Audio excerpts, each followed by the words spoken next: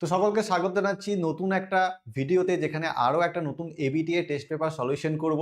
আর তোমরা যারা এখনো আমাদের চ্যানেলটাকে সাবস্ক্রাইব করোনি, অবশ্যই চ্যানেলটাকে সাবস্ক্রাইব করে নাও। তোমরা যদি ফেসবুক থেকে দেখো তাও তোমরা ইউটিউবে আসবে, সিডিএ 910 ইউটিউব চ্যানেলটাকে সাবস্ক্রাইব করে নেবে। তোমরা যদি ক্যারিয়ার দিশারি একাডেমি চ্যানেল থেকে দেখছো, তোমাদেরকে বলে রাখছি যে এখন এই ভিডিওগুলো তোমরা এই চ্যানেলে দেখছো, তার সাথে সাথে পরবর্তী যে ভিডিওগুলো আমাদের আসবে সেগুলো কিন্তু সিডিএ 910 ইউটিউব চ্যানেলে আসবে। তোমরা ইউটিউবে সার্চ বারে যাবে, লিখবে সিডিএ 910, ওখানে কিন্তু আমাদের চ্যানেলটা চলে আসবে এবং সেই চ্যানেলটাকে সাবস্ক্রাইব করে রাখবে। সেই চ্যানেলে কিন্তু আমাদের পরবর্তী সমস্ত ধরনের ভিডিও সাজেশন সেই চ্যানেলগুলোতে আসবে। আর তোমাদের যদি ভিডিওতে কোনো ধরনের অসুবিধা হয়, কোনো জায়গাতে বুঝতে অসুবিধা হয়, তাহলে অবশ্যই সেই জায়গাগুলো একটু আমাদের কমেন্ট করে জানিয়ে দেবে, যাতে আমি সেগুলো জানতে পারি এবং তোমাদের সাহায্য করে দিতে পারি, ভালো করে বুঝিয়ে দিতে পারি। ঠিক আছে, আজকে আমরা করবো এবিটিএ টেস্ট পেপার 545 পেজ। আজকে আমাদের 7 নম্বর ভিডিও যাচ্ছে। আগের ভিডিওগুলো তোমরা যদি না দেখে থাকো তাহলে তোমরা সিডিএ 910 ইউটিউব চ্যানেলটাকে সার্চ করে সেখানে সমস্ত ভিডিওগুলো তোমরা পেয়ে যাবে, সেখানে তোমরা দেখে নেবে। ভিডিওটাকে লাইক করে দেবে। দেখো এবিটিএ টেস্ট পেপার আমাদের চলছে, তার সাথে সাথে আমাদের পর্ষদের টেস্ট পেপারগুলোও কিন্তু চলছে। আমি তোমাদের বলে রাখছি, দেখো এখানে পর্ষদের টেস্ট পেপারগুলো চলছে, ডাব্লিউবিএইচও আছে, সমস্ত ধরনের কিছু চলছে এখানে। তো তোমরা কি করবে, তোমাদের যেটা ডিমান্ড আছে সমস্ত ধরনের ডিমান্ডগুলো আমাদেরকে বলবে, আমরা সেগুলো ফুলফিল করার চেষ্টা করব। চলো আমাদের আজকে শুরু করা যাক। আজকে আমাদের পেজ নাম্বার হচ্ছে যে 545। এখানে আমরা সলিউশনগুলো করব, খুব ঝটপট করে সলিউশন করতে লাগবে এবং তোমাদেরকে বলবো যে প্রত্যেকটা অপশনগুলো একটু ভালো করে বুঝিয়ে দেবো যে কেন এটা হলো না, কেন ওটা হচ্ছে, কোন অ্যান্সারটা হচ্ছে না। তোমাদের সমস্ত কিছু ডিসক্রিপশন বা একটু ভালো করে ভেঙে বুঝিয়ে দেবো। তোমরা জাস্ট ভিডিওটাকে একদম শেষ অবধি ওয়াচ করে নাও। আর ভিডিওটা ভালো লাগলে একদম লাস্ট অবধি দেখবে, ভালো লাগলে ভিডিওটাকে লাইক করে দেবে, বন্ধুদের সাথে শেয়ার করে দেবে। আশা করছি তোমাদের ভালো লাগবে। চলো মাল্টিপল চয়েস কোয়েশ্চেন। কোন চলনে হরমোনের কোনো প্রভাব নেই? দেখো হরমোনের প্রভাব একমাত্র একটা চলনেই থাকে, সেটা হচ্ছে আমাদের, দেখো হরমোনের প্রভাব শুধু একটা চলনেই থাকে, সেইটা কি? সেইটা হচ্ছে আমাদের দেখো ট্রপিক চলনে থাকে, তাই না? ট্রপিক চলনে আমাদের হরমোনের প্রভাব থাকে। এবার ট্রপিক চলনে যদি হরমোনের প্রভাব থাকে, তাহলে ট্রপিক চলন কোন আমাদের চলনটা নিয়ন্ত্রণ করে? সেইটা হচ্ছে আমাদের কোন হরমোনটা নিয়ন্ত্রণ করে? সেটা হচ্ছে আমাদের অক্সিন হরমোন। আমাদের ট্রপিক চলন অক্সিন হরমোন দ্বারা নিয়ন্ত্রিত হয়। তাহলে কোন অপশনে ট্রপিক চলন আছে? দেখো তাহলে এইখানে ট্রপিক চলন আছে, এইখানে ট্রপিক চলন আছে, তাহলে এইখানেও ট্রপিক চলন আছে। এই তিনটে জায়গাতে আমাদের কিন্তু ট্রপিক চলনটা আছে। তাহলে নেই কোনটাতে? ট্যাকটিক চলন, এটা বানানটা একটু ভুল আছে, ট্যাকটিক চলন আছে। তাহলে এইটা হয়ে যাবে কারেক্ট আনসার। কেন কারেক্ট আনসার? তার কারণ কোনো হরমোনের প্রভাব, দেখো হরমোনের কোনো প্রভাব নেই। তাহলে একমাত্র দেখো এখানে ট্রপিক চলনের প্রভাব হরমোনের আছে, এইখানেও ট্রপিক চলনের হরমোনের প্রভাব আছে এবং এইখানেও ট্রপিক চলনের হরমোনের প্রভাব আছে। তিনটে অপশনে তোমার ট্রপিক চলনটাকে পাচ্ছ। এবং এখানে ট্যাকটিক চলন হচ্ছে এমন একটা চলন যেখানে কিন্তু হরমোনের কোনো প্রভাব নেই। চলো নেক্সট কোয়েশ্চেন। কোন জোটটি সঠিক নয়? তোমাদেরকে বলেছি যে কোন জোটটি সঠিক নয়। টেস্টোস্টেরনের শুক্রাণু উৎপাদন, এলএইচ ডিম্বাণু নিঃসরণ, প্রোজেস্টেরন অমরা বা প্লাসেন্টা গঠন, টিএসএইচ, এটা আছে সি হবে না, এসএইচ হবে। টিএসএইচ দেহের উষ্ণতা বৃদ্ধি। দেখো ভালো করে, থাইরয়েড স্টিমুলেটিং হরমোন, এর ফুল ফর্ম হচ্ছে thyroid stimulating hormone, thyroid stimulating hormone. দেখো টেস্টোস্টেরন তো শুক্রাণু উৎপাদন করে পুরুষদের ক্ষেত্রে, এলএইচ লিউটেনাইজিং হরমোন ডিম্বাণু নিঃসরণ করে, যেন ইস্ট্রোজেন যেটা। প্রোজেস্টেরন অমরা বা প্লাসেন্টা গঠন করে, হ্যাঁ করে। একমাত্র টিএসএইচ হচ্ছে তোমাদের কারেক্ট অ্যান্সার, সে কিনা দেহের উষ্ণতা বৃদ্ধি করে না। দেহের উষ্ণতা বৃদ্ধি আমাদের হাইপোথ্যালামাস নিয়ন্ত্রণ করে। ঠিক আছে, বোঝাতে পারলাম? এলএইচ এর ফুল ফর্ম হচ্ছে লিউটেনাইজিং হরমোন, টেস্টোস্টেরন শুক্রাণু অলরেডি উৎপাদন করে। ঠিক আছে, চলো নেক্সট কোয়েশ্চেন। তুমি তোমার পাশের বন্ধু থেকে পেন্সিল নিলে, পেন্সিল নেওয়ার সময় তোমার হাতের কোন পেশি কার্যকারী হলো? অপশন রয়েছে অ্যাডাক্টার, অ্যাবডাক্টার, এক্সটেন্সর, ফ্লেক্সার পেশি। দেখো এই কোয়েশ্চেনটা একটু খটোমটো টাইপের কোয়েশ্চেন। অ্যাকচুয়ালি ব্যাপারটা, তোমার বন্ধু যদি তোমার পাশে থাকে তাহলে তুমি কি করবে? যদি এরকম ভাবে হাত দিয়ে থাকো তাহলে তুমি হাতটা এরকম ভাবে জাস্ট করলে তোমার পেন্সিলটা নিয়ে আবার এখানে চলে এলো, এরকম একটা কাজ হতে পারে। অথবা তুমি কি করলে, এরকম ভাবে গিয়ে তোমার হাতটা নিজের বডি অক্ষের থেকে একটু দূরে নিয়ে গেলে, সেক্ষেত্রেও তোমার কিন্তু আর একটা কাজ হলো। মানে হচ্ছে ব্যাপারটা কিন্তু ওকে যে বোঝানোর চেষ্টা করছি। দেখো এক্সটেন্সার পেশি এখানে কাজ করবে, তার সাথে সাথে অ্যাবডাক্টর পেশিও কিন্তু কাজ করবে। তোমার বডি অক্ষ থেকে দূরেও যাচ্ছে, তার সাথে সাথে এক্সটেন্সারটাও কিন্তু হচ্ছে এখানে। বোঝাতে পারলাম? হ্যাঁ কিনা? তো এই ব্যাপারটা যেন একটা কনফিউশন টাইপের দুটো অপশনকে একসাথে দিয়ে দিয়েছে। তো তোমরা কি করবে, এখানে সব থেকে বেস্ট অপশন যেটা হচ্ছে সেটা হচ্ছে অ্যাবডাক্টর পেশি, তোমাদের বেস্ট অপশন এখানে। আমি বারবার বলছি এক্সটেন্সার পেশিও কিন্তু এখানে অ্যান্সার নিয়ে নিতে পারে পর্ষদ তোমাদের। ঠিক আছে, বোঝাতে পারলাম? যদি এক্সটেন্সার পেশি হয় তাহলে কে কাজ করবে? এখানে ট্রাইসেপ কাজ করবে, ট্রাইসেপস কাজ করবে। আর এখানে অ্যাবডাক্টর পেশি হয় তাহলে এখানে কে কাজ করবে? ডেলটয়েড।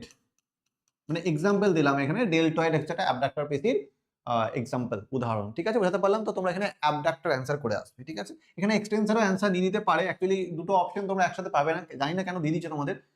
মাইক্রোস্কোপে মাইটোসিস 2 সারি ক্রোমোজোম দেখা গেল, সেটি হলো মাইটোসিস। তাহলে মাইক্রোস্কোপে যখন একটা কোষ বিভাজনের কোনো একটা দশা দেখলে তুমি, সেখানে 2 সারি ক্রোমোজোম দেখা গেল, সেটি কোন দশা? 2 সারি ক্রোমোজোম মানে দেখো ভালো করে, এই একটা কোষের মধ্যে এবার তুমি এইখানেও একটা ক্রোমোজোম দেখেছো, ঠিক এরকম ভাবে একটা 2 সারি ক্রোমোজোম মানে ঠিক এরকম টাইপের দেখেছে, ঠিক এরকম ভাবে ক্রোমোজোম গুলো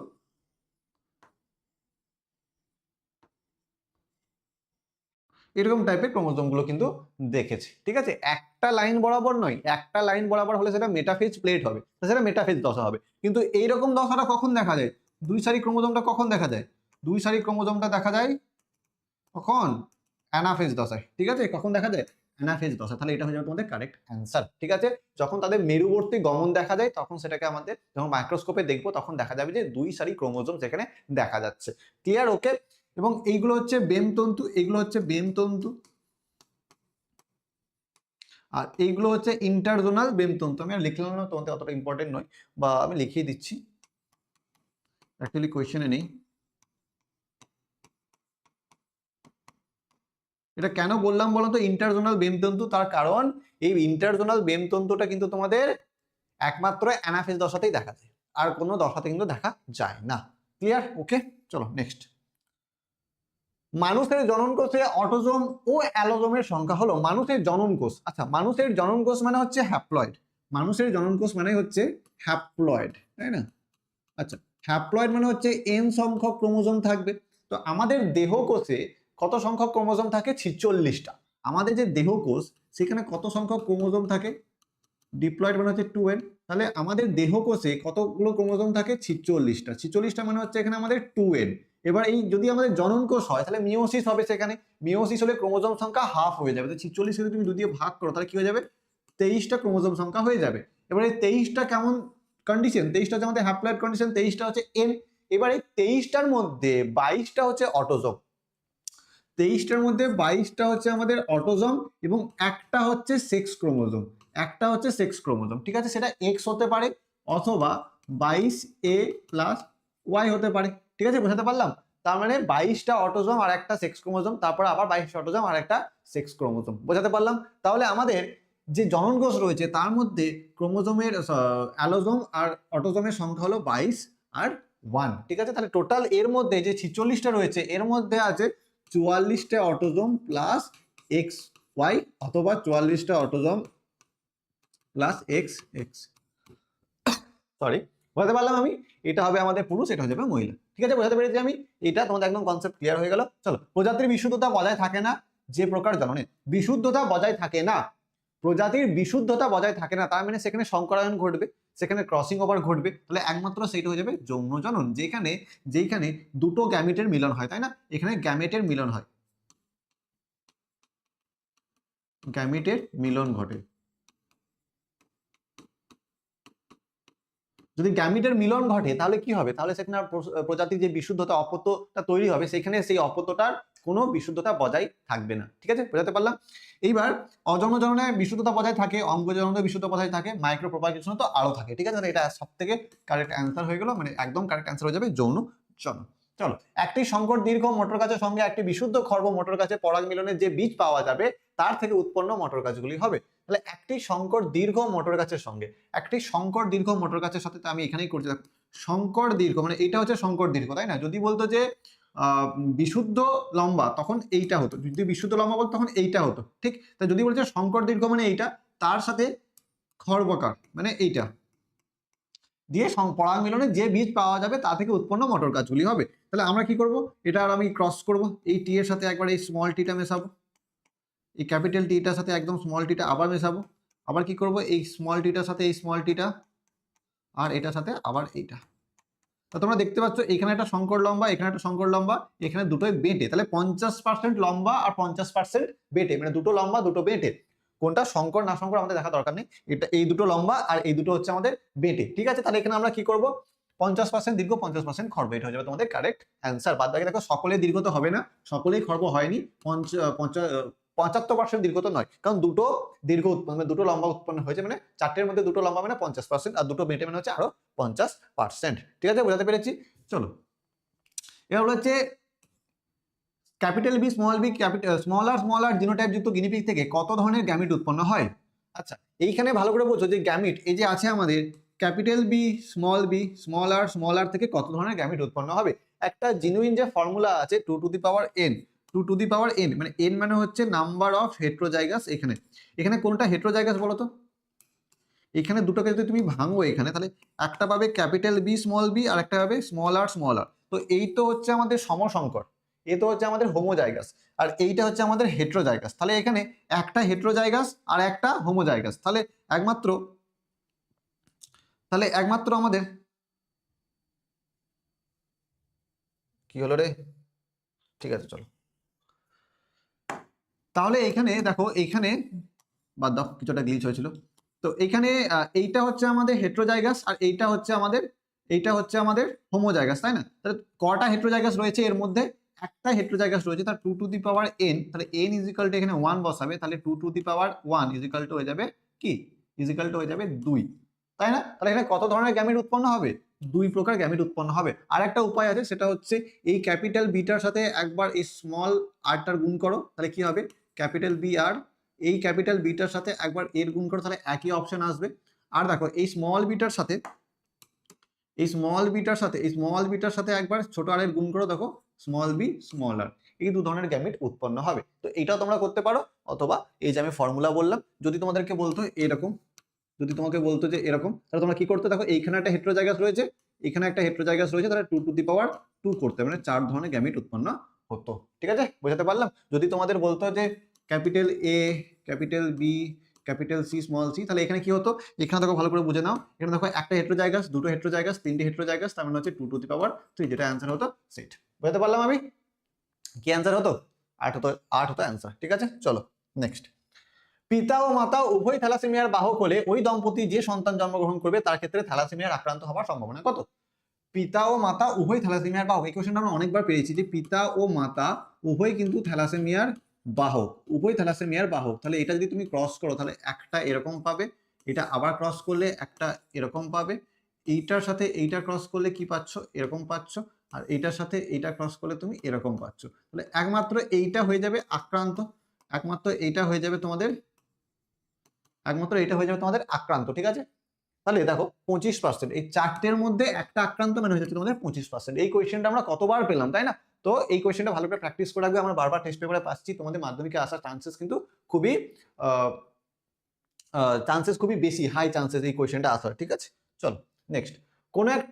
কোনটি ডারউইনবাদের সঠিক পর্যায়ক্রম? দেখো, জীবের অত্যাধিক সংখ্যা বৃদ্ধি, ভেদ বা প্রকরণ সৃষ্টি, জীবন সংগ্রাম, প্রাকৃতিক নির্বাচন, প্রজাতি সৃষ্টি, যোগ্যতমের উদ্বর্তন।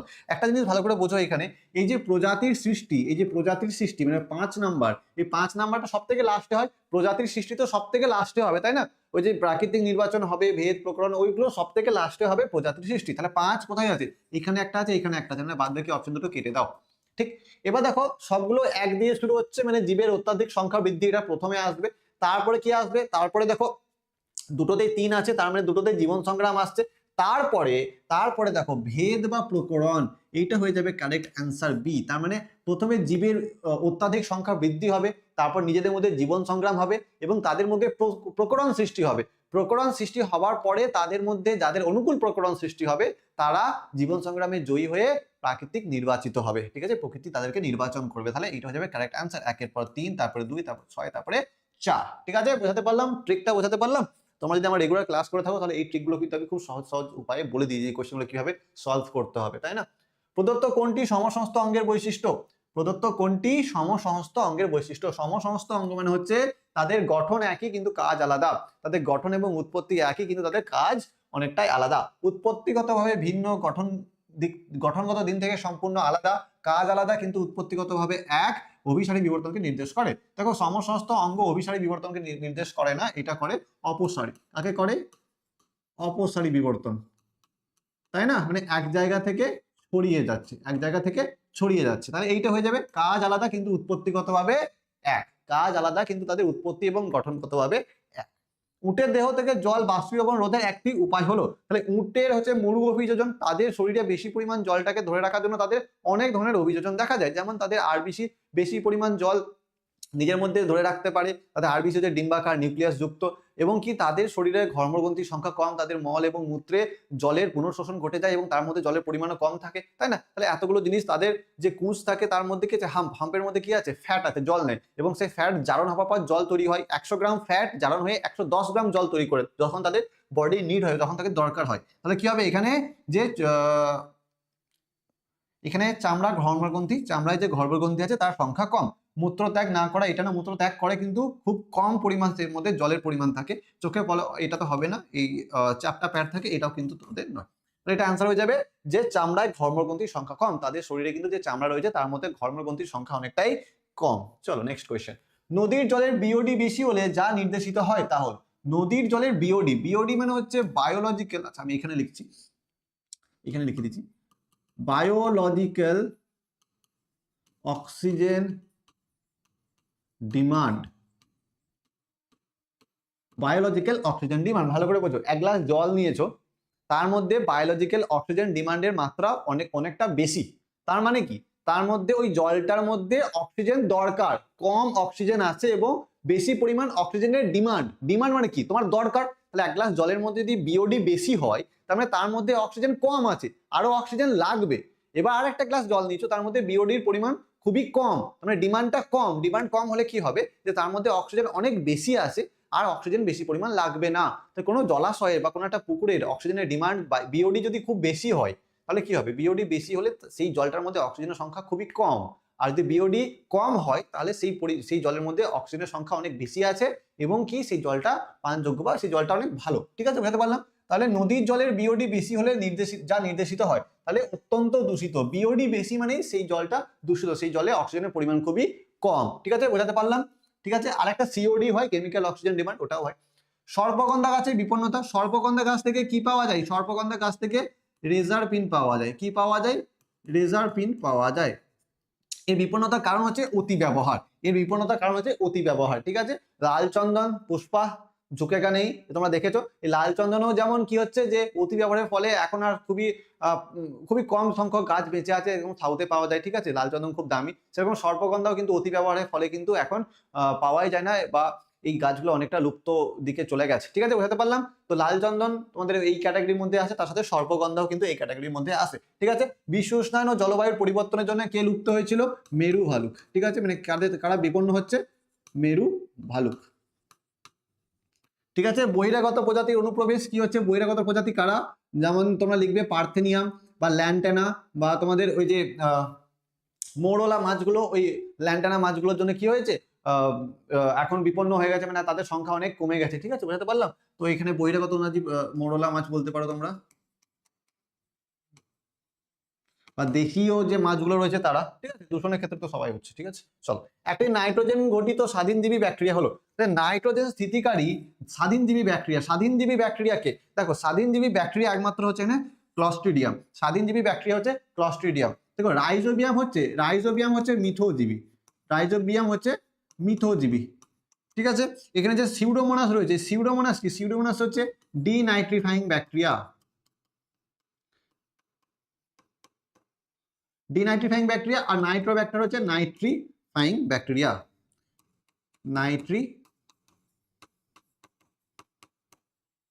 ঠিক আছে, নাইট্রোব্যাক্টার হচ্ছে নাইট্রিফাইং ব্যাকটেরিয়া, সিউডোমোনাস হচ্ছে ডিনাইট্রিফাইং ব্যাকটেরিয়া, রাইজোবিয়াম হচ্ছে মিথোজীবী ব্যাকটেরিয়া, আর একদম ক্লস্ট্রিডিয়াম হচ্ছে নাইট্রোজেন স্থিতিকারী স্বাধীনজীবী ব্যাকটেরিয়া। ঠিক আছে, চলো নেক্সট। রক্তদঞ্জনে সাহায্যকারী ড্যাশ ফ্যাক্টরে হবে হিমোফিলিয়া এ হয়। হিমোফিলিয়া আমাদের দু ধরনের আছে, একটা হিমোফিলিয়া এ আর একটা হিমোফিলিয়া বি। মনে রাখবে, হিমোফিলিয়া রোগ হয় তোমাদের ফ্যাক্টর 8 এর জন্য। ফ্যাক্টর 8 এটাকে অ্যান্টি হিমোফিলিক ফ্যাক্টরও বলা হয়, অ্যান্টি হিমোফিলিক ফ্যাক্টর। আর বি হয় ফ্যাক্টর 9 এর জন্য। কি হয়, বি হয় ফ্যাক্টর 9 এর জন্য, যেটাকে পিটিসি বলা হয়। পিটিসি মনে রাখলে হয়, তো ফুল ফর্ম অতটা দরকার হয় না এটা। ঠিক আছে, হিমোফিলিয়া এ হচ্ছে ফ্যাক্টর 8, হিমোফিলিয়া বি হচ্ছে ফ্যাক্টর 9।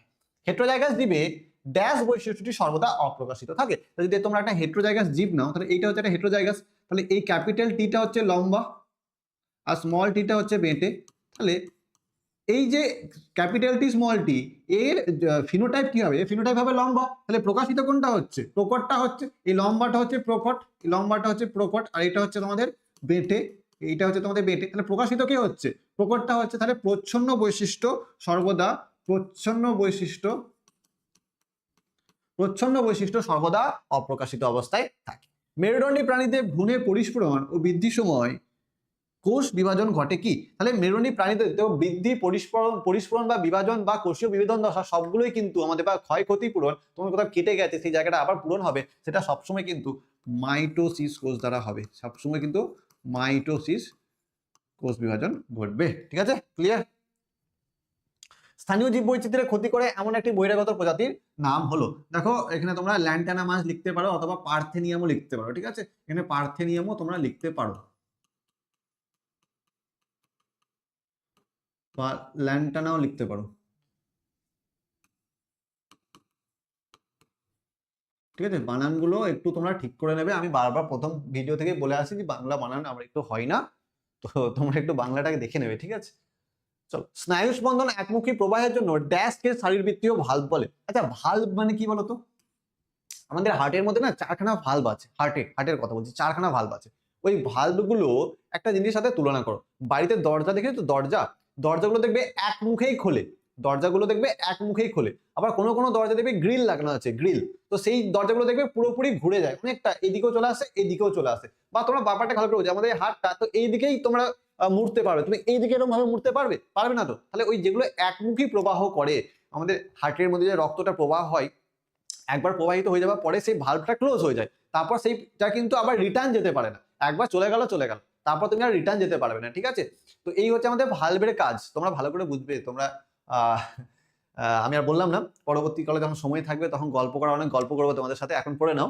কি হচ্ছে যে ভালভ কথাটা মানে হচ্ছে যে একমুখী প্রবাহ, তাই না? যে একবার চলে গেলে তারপর তোমাদের সেইখান থেকে আর রিটার্ন আসা যাবে না, সেই জায়গা দিয়ে রিটার্ন হবে না। তো এইটা কাকে বলে বলতো? এটা বলে সাইন্যাপসকে বলে। কাকে বলে? এটা সাইন্যাপসকে বলে। সাইন্যাপসকে শরীরবৃত্তীয় ভালভ বলা হয়। ঠিক আছে, যেহেতু একমুখী প্রবাহ হয়। পর্ণকাণ্ড, গ্রন্থিকাণ্ড, ঝুমকলতার আকর্ষ হলো বিবর্তনের সাক্ষ্য। আচ্ছা, ভালো করে বলছো যে এই অঙ্গগুলো কি অঙ্গ? এই অঙ্গগুলো কি অঙ্গ? এই অঙ্গগুলো হচ্ছে তোমাদের একটা কি, এই অঙ্গটা, আচ্ছা ভালো করে বোঝো তো, এই পর্ণকাণ্ড, গ্রন্থিকাণ্ড, ঝুমকলতার আকর্ষ, এগুলো কি থেকে হয়েছে? পর্ণকাণ্ড মানে কোনটা? এই যে ক্যাকটাসের এই যে এইটা, এই যে কাঁটাতে রূপান্তরিত হয়ে গেছে, তাই না? তাহলে এইটা হচ্ছে পর্ণকাণ্ড। গ্রন্থিকাণ্ড, ঝুমকলতার আকর্ষ, এগুলো কি হয়েছে? এগুলো কেমন ধরনের অঙ্গ? এইগুলো হচ্ছে এক ধরনের সমসংস্থ অঙ্গ, এটা হচ্ছে এক ধরনের অপসারী অঙ্গ। তাহলে অপসারী, সমসংস্থ অঙ্গ, তো যদি সমসংস্থ অঙ্গ হয় তাহলে এরা কেমন ধরনের বিবর্তন দেখায়? অপসারী বিবর্তন। আচ্ছা, আমি তোমাদের একটা কথা বলি, এই যে এই ধরনের কোয়েশ্চেনটা তোমাদের মাধ্যমিকে আসার চান্সেসটা হচ্ছে একটু কম। তোমাদের এই সমসংস্থ বা সমবৃত্তীয় অঙ্গ নিয়ে তোমাদের জেনারেলি ওই যে পাখির ডানা, ঘোড়ার অগ্রপদ, মাছের ফ্লিপার, এইগুলো একটু বেশি দিয়ে দেয়, এইটা একটু কমই দেয়। ঠিক আছে, তো তবুও তোমাদের আছে, তোমরা একটু প্র্যাকটিস করে নাও। ঠিক আছে, চলো। অ্যামাইটোসিস কোষ বিভাজন শুধুমাত্র প্রোক্যারিওটিক কোষে ঘটে। তো দেখো আমি কি করব, এইগুলো যেইটা হচ্ছে তোমাদের, চলো একটা স্মাইলি দিয়ে দেবো। ঠিক আছে, যেখানে যেখানে ট্রু হবে সেটা স্মাইলি, যেখানে ফলস হবে সেখানে কোপান। তাহলে অ্যামাইটোসিস কোষ বিভাজন শুধুমাত্র প্রোক্যারিওটিক কোষ বিভাজনে ঘটে। হ্যাঁ, অ্যামাইটোসিস কোষ বিভাজন কিন্তু শুধুমাত্র প্রোক্যারিওটিক কোষেই ঘটে, একটা স্মাইলি। মেন্ডেলকৃত দ্বিসংকর জনন পরীক্ষার দ্বিতীয় অপদ্ধতিতে 9 প্রকার ফিনোটাইপযুক্ত মটর গাছ উৎপন্ন হয়েছিল। দেখো ভালো করে ব্যাপারটাকে বোঝো, এইটা হয়ে যাবে তোমাদের ফলস, এটা হয়ে যাবে তোমাদের ফলস। কেন ফলস হবে বলতো? এই 9 প্রকার কিন্তু ফিনোটাইপ হয়নি, 9 প্রকার কি হয়েছিল বলতো? জিনোটাইপ হয়েছিল। 9 প্রকার তোমাদের জিনোটাইপ উৎপন্ন হয়েছিল। ঠিক আছে, বোঝাতে পারলাম? 9 প্রকার ফিনোটাইপ কিন্তু উৎপন্ন হয়নি, 9 প্রকার জিনোটাইপ উৎপন্ন হয়েছিল। ঠিক আছে, বোঝাতে পারলাম? চলো, ওপারিনের মতে কোয়াসার ভেট থেকে প্রোটোসেল তৈরি হয়েছিল।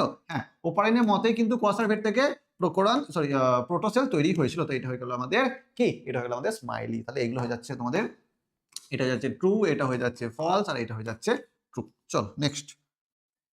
ক্রায়ো সংরক্ষণের ক্ষেত্রে উদ্ভিদের নমুনাগুলিকে বিশেষ কৌশলে 196 ডিগ্রি সেলসিয়াস তাপমাত্রায় তরল নাইট্রোজেনের সংরক্ষণ করা হয়।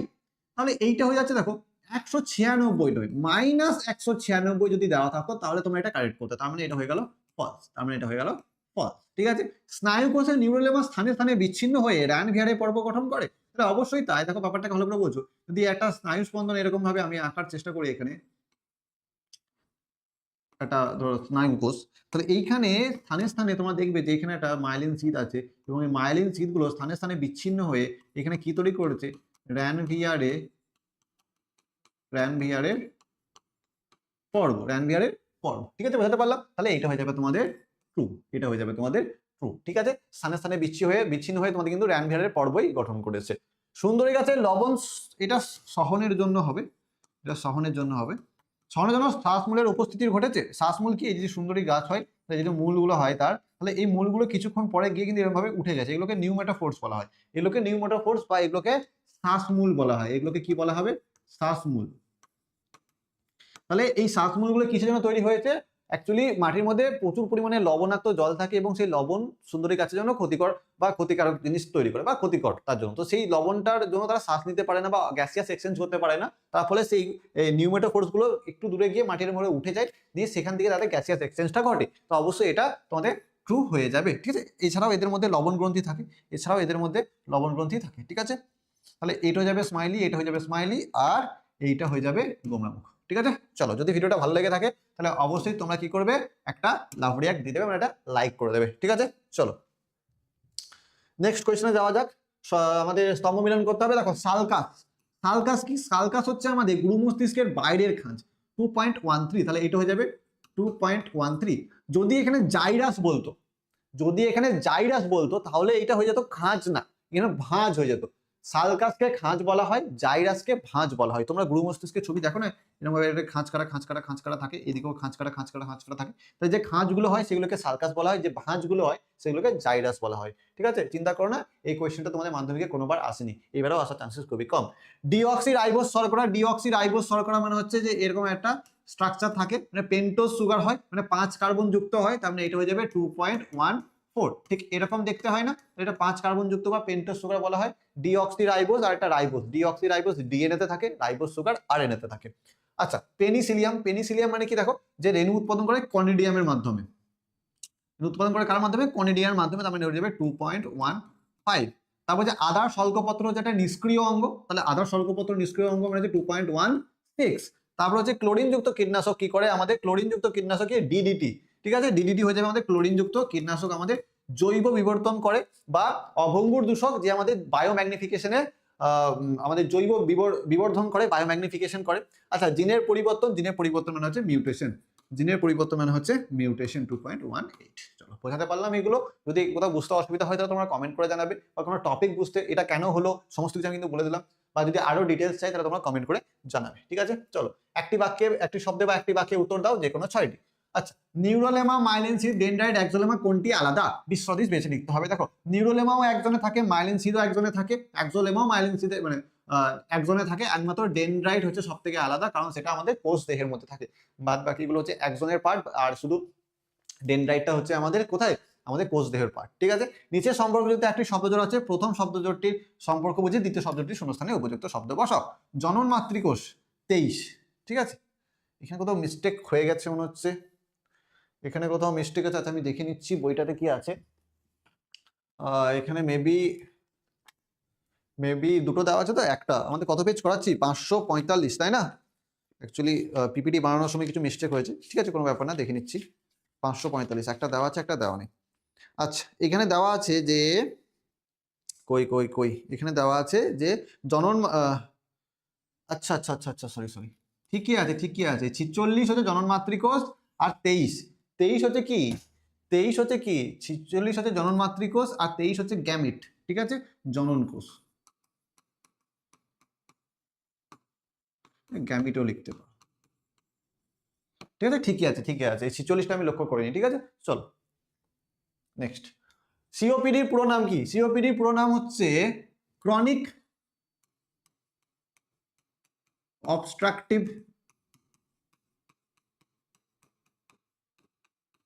Pulmonary disease.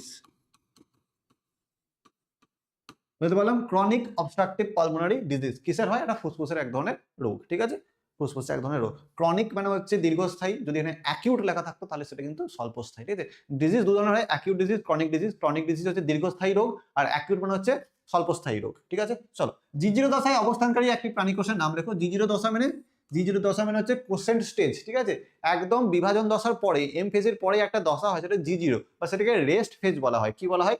রেস্ট ফেজ, এটাকে বলা হয় রেস্ট ফেজ।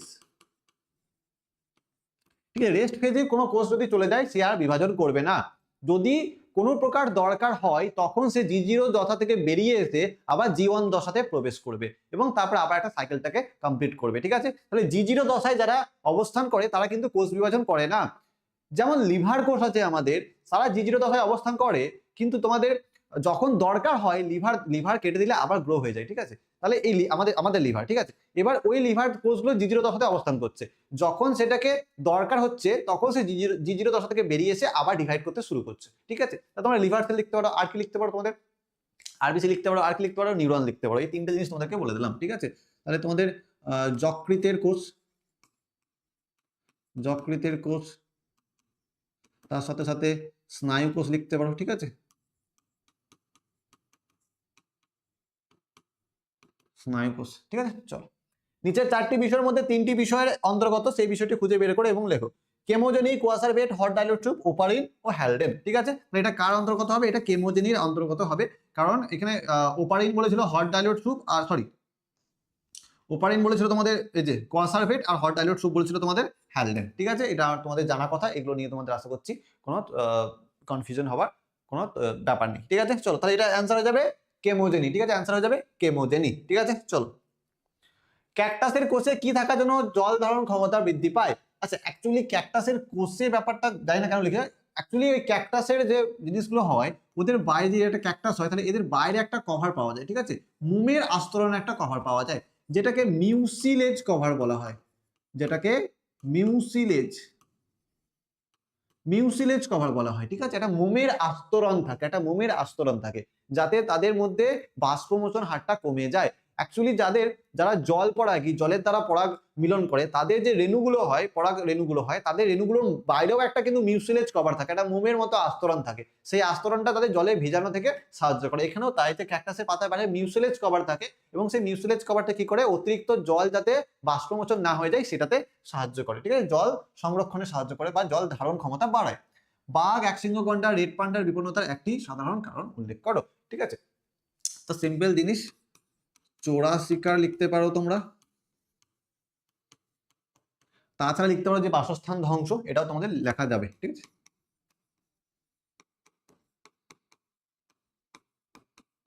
আচ্ছা এই বাসস্থান ধ্বংসটা যদি কিছু মনে না পড়ে তবেই লিখবে, না হলে কিন্তু লিখবে না, আগে থেকে বলে দিচ্ছি। হ্যাঁ, যদি কিছু মনে না পড়ছে সেই সময়ে, তখন তোমরা এই বাসস্থান ধ্বংসটা লিখে দেবে। এটা সবার সাথে চলে যায়, শুধু একটার সাথে না, সবগুলোর সাথে, যারাই বিপন্ন তাদের সাথেই চলে যায় বাসস্থান ধ্বংস। তো চোরা শিকারটা তোমরা লিখতে পারো এখানে। জিনোটাইপ ও ফিনোটাইপের মধ্যে সম্পর্ক কি? দেখো, জিনোটাইপ আর ফিনোটাইপের মধ্যে কি সম্পর্ক দেখো, ভালো করে বুঝে বলে দিচ্ছি, তোমরা লিখে নেবে। জিনোটাইপ, একটা জিনোটাইপের একটাই ফিনোটাইপ হতে পারে, কিন্তু একটা ফিনোটাইপের জন্য অনেকগুলো জিনোটাইপ হতে পারে। কি বললাম? একটা জিনোটাইপের একটাই ফিনোটাইপ হবে, কিন্তু একটা ফিনোটাইপের অনেকগুলো জিনোটাইপ হবে। মানে কি? দেখো, যদি এইটা আমি বলি, এইটা সাথে এইটা বলি আমি, তাহলে কি হবে? এইটা বলো তো হলুদ গোলাকার। তাহলে এই যে জিনোটাইপটা আমি লিখলাম, এই জিনোটাইপটার কিন্তু এই একটাই ফিনোটাইপ, কিন্তু যদি আমি এখানে আরেকটা জিনোটাইপ লিখি, মানে এরকম লিখি, এটার ফিনোটাইপও তো এটা। তাহলে একটা ফিনোটাইপের অনেকগুলো জিনোটাইপ হতে পারে, কিন্তু একটা জিনোটাইপের একটাই ফিনোটাইপ হবে। বুঝতে পারলাম? আশা করছি ক্লিয়ার করে দিয়েছি। তো এই ছিল আজকে আমাদের 545 নাম্বার পেজে টোটাল সলিউশন গুলো। এরপর আশা করছি অন্য পেজ আছে, এরপরে 571 পেজ আছে। তো এই ব্যাপারগুলো কি আছে তোমাদের বলে দিলাম সমস্ত কিছু। তোমরা কি করবে? রিভিশন করবে। যদি এটার পিডিএফটা লাগে তাহলে তারও তোমরা কমেন্টে বলে দেবে, পিডিএফটা, সলিউশন পিডিএফটা আমি তোমাদেরকে দিয়ে দেবো। আর কি করবে তোমরা আর কি করবে, ভিডিওটাকে লাইক করে দেবে, চ্যানেলটাকে সাবস্ক্রাইব করে দেবে। আর সিডিএ 910, কি বললাম যে সিডিএ 910টাকে সাবস্ক্রাইব করে দেবে। ঠিক আছে, সিডিএ 910, সরি সিডিএ 910, এটাকে তোমরা সাবস্ক্রাইব করে দেবে। সিডিএ 910 লিখলেই চলে আসবে। ঠিক আছে, বেশি কিছু লেখার দরকার নাই, সিডিএ 910 লিখলেই চলে আসবে এবং এই চ্যানেলটাকে তোমরা সাবস্ক্রাইব করে দেবে। পরবর্তী সাজেশন বা ওয়ান শট ভিডিওগুলো, ম্যারাথন ক্লাসগুলো তোমরা কিন্তু এই চ্যানেলে পাবে। ঠিক আছে, তো চলো আজকের ভিডিও এটুকুই ছিল। দেখা হচ্ছে নতুন ভিডিওতে, নতুন ক্লাসে, নতুন কিছু টপিক নিয়ে। ততক্ষণ যেন সুস্থ থাকো, ভালো থাকো, রিভিশন করতে থাকো।